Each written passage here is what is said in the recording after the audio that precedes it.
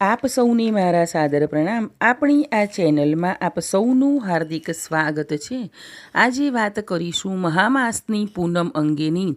દર મહિનામાં એક વખત પૂનમ આવે છે. પૂનમનો દિવસ લક્ષ્મી માતાને સમર્પિત છે. આ દિવસે ભગવાન વિષ્ણુજી, માતા લક્ષ્મી, ચંદ્રદેવ તથા ચંદ્રમૌલેશ્વર મહાદેવની પૂજા કરવામાં આવે છે.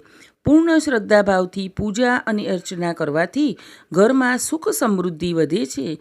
મહામાસમાં આવતી પૂર્ણિમાને માઘી પૂર્ણિમા પણ કહે છે. આ દિવસે ગંગા અને પવિત્ર નદીઓમાં સ્નાનનું વિશેષ મહત્ત્વ છે.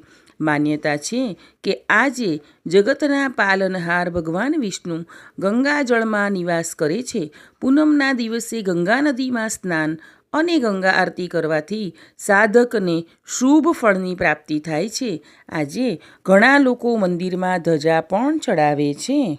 હવે આપણે જોઈએ આજે શું કરવું જોઈએ. તો આજે બ્રહ્મ મુહૂર્તમાં ઉઠીને ઘરની સાફ સફાઈ કરવી, પછી ઘરમાં ગૌમૂત્ર છાંટવું જેથી અશુદ્ધિઓ દૂર થઈ જાય. ઘરના મુખ્ય દ્વાર પર આસોપાલવનું તોરણ બાંધવું. જો આપણે ગંગા જેવી પવિત્ર નદીમાં સ્નાન કરવા નથી જઈ શકતા તો આપણા નહાવાના પાણીમાં થોડું ગંગાજળ ઉમેરી સ્નાન કરી લેવું. ત્યારબાદ સૂર્યનારાયણને અર્ઘ્ય આપવું. ઘરના ઉંબરાનું પૂજન કરવું. ઉંબરા પર સાથિયા દોરવા. પછી તુલસીની પૂજા કરવી જેથી માતા લક્ષ્મી પ્રસન્ન થાય છે. ભગવાન શ્રી હરિ અને માતા લક્ષ્મીનો જળાભિષેક કરવો. માતા લક્ષ્મીને લાલ ચંદન, લાલ ફૂલ અને શૃંગાર અર્પણ કરવા. દીવો કરી આરતી કરવી. આજે ખીરનો ભોગ લગાવવો. પીળી મીઠાઈ અર્પણ કરવી.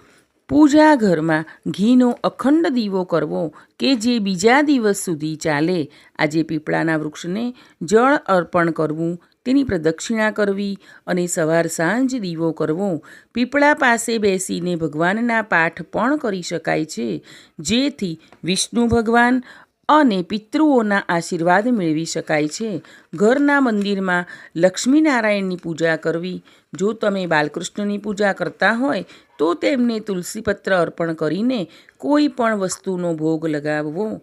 આજે ભગવદ્ ગીતા, વિષ્ણુ સહસ્ત્રનામ, ભાગવતનો પાઠ, ગજેન્દ્ર મોક્ષ અને મહાલક્ષ્મી અષ્ટક સ્તોત્ર કરવો જેથી ઘરની નકારાત્મક શક્તિનો નાશ થાય છે અને અટકેલા કાર્યો પૂર્ણ થાય છે. પૂજા કર્યા પછી ક્ષમા પ્રાર્થના અવશ્ય કરવી. આ દિવસે જપ, તપ તથા દાનનું સવિશેષ મહત્ત્વ છે. આજે ગરીબ તથા જરૂરિયાતમંદ લોકોને અનાજ, કઠોળ, કપડાં વગેરે વસ્તુઓનું દાન કરવું.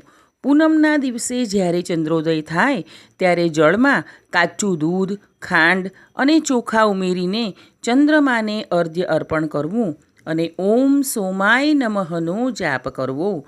જો પતિ પત્નીના સંબંધમાં મતભેદ હોય તો ગાયના દૂધનું અર્ઘ્ય અર્પણ કરો જેથી સંબંધમાં મીઠાશ આવશે. આજે સુયોગ્ય બ્રાહ્મણ, સૌભાગ્યવતી સ્ત્રી કે નાના બાળકોને આપણા ઘરે જમાડી સંતુષ્ટ કરીને યથાશક્તિ દાન, ભેટ કે દક્ષિણા આપવી જોઈએ. આજે તલનું દાન કરવાથી અનેક યજ્ઞો કર્યાનું પુણ્ય મળે છે. હવે જોઈ લઈએ આજે શું ન કરવું. આજે મોડે સુધી સૂઈ રહેવું નહીં. ઘરને ગંદુ રાખવું નહીં. જો આમ થાય તો ઘરમાં નકારાત્મકતા આવે છે અને મા લક્ષ્મીનું આગમન થતું નથી. આ દિવસે ઘરમાં વિખવાદ કે લડાઈ કરવી નહીં. વિખવાદથી દેવી લક્ષ્મી ક્રોધિત થાય છે જેની અસર ઘરની આર્થિક સ્થિતિ પર પડે છે. આજે ઘરના વડીલોનું અપમાન ન કરવું જોઈએ. અપમાનથી પિતૃદોષ લાગે છે અને જીવનમાં સમસ્યાઓ આવે છે. આજે વાળ કે નખ ન કાપવા અને કાળા કપડાં ન પહેરવા જેનાથી નકારાત્મક ઉર્જાનો સામનો કરવો પડે છે.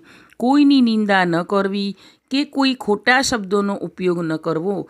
ક્રોધિત ન થવું, વાણીને નિયંત્રણમાં રાખવી. આમ આપણે આ વિડીયોમાં મહામાસની પૂનમનું મહાત્મ્ય તથા શું કરવું શું ન કરવું, પૂજા કોની કરવી, કઈ રીતે કરવી વગેરે સાંભળ્યું. આશા રાખું છું કે આ વિડીયો તમને ચોક્કસ મદદરૂપ થશે. આગળના વિડીયો જોવા માટે ચેનલને શેર, લાઇક અને સબસ્ક્રાઈબ જરૂરથી કરજો. મને સાંભળનાર સૌનો ખૂબ ખૂબ આભાર. આપણે સૌ હંમેશા ખુશ અને નિરોગી રહીએ તેવી પ્રભુના ચરણોમાં પ્રાર્થના.